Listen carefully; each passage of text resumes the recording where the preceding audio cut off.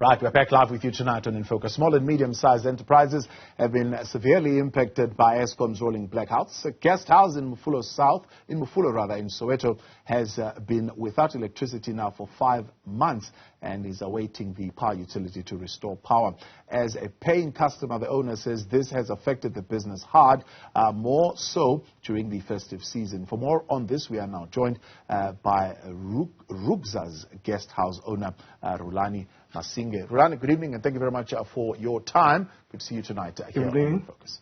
You're saying your problems started 5 months ago. Tell us how they started. Around August, substation just burst. From there, we did not have electricity for the past 5 months, as I've said. This has affected the running of the business very much. Yeah, and what has been keeping the authorities, I suppose it's Joburg City Power there, from fixing that power station?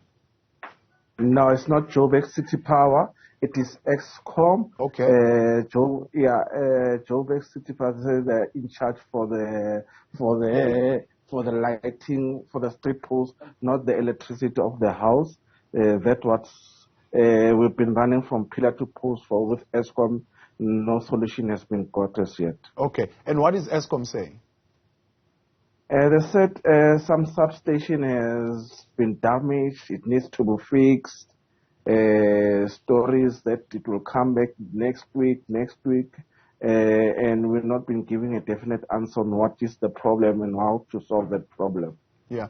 And how are you then functioning as a business for the last 5 months? The business has not been functioning at all. We had 2 permanent employees, had to lay down one, had to keep one at a part-time basis. Imagine guests coming to your establishment without electricity.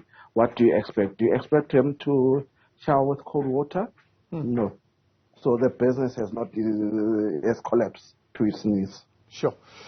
So Rhulani, you are saying to us, basically you have not been able to book any of your rooms. They have not been occupied for the last 5 months.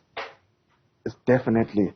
We had pre-booking for the festive season, and we had to refund our guests for the whole festive season. Imagine guests wanting to come to the township and enjoy themselves, only to be told that, guys, I can't take you in because we do not have electricity to support our services. Yeah. And have you looked at alternative energy sources? Is it something that could be affordable to you? Yes, we have looked at it, but as a small-scale business, it's costly. A solar system for a small establishment is like a capital project. It's something that you have not planned for, and as a small business, you can't really afford it. Yeah. And what do you make then of the intervention by the Department of Small Business that is saying they are working on an energy relief package for SMMEs with other stakeholders that would be able to alleviate the devastating impact of load shedding on small businesses? What elements do you think should be put in that particular package?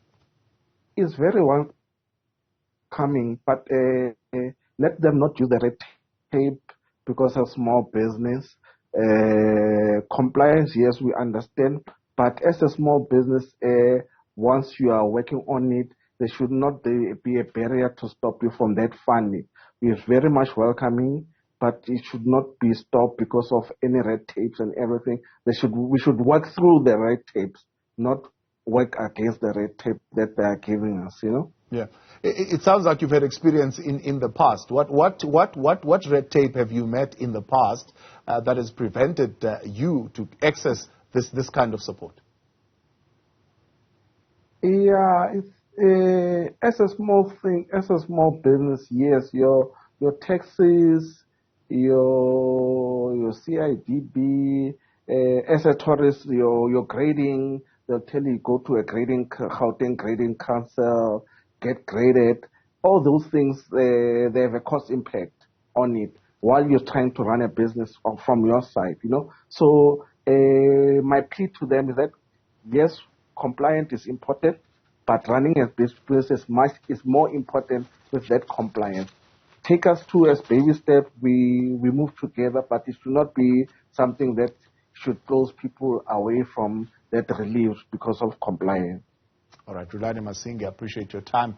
Thank you for coming on and sharing your story tonight. Rhulani Masinge, the owner of Rukza's guest house, having been working for the past 5 months because of a substation that has not been serviced, and that substation, of course, affected by load shedding.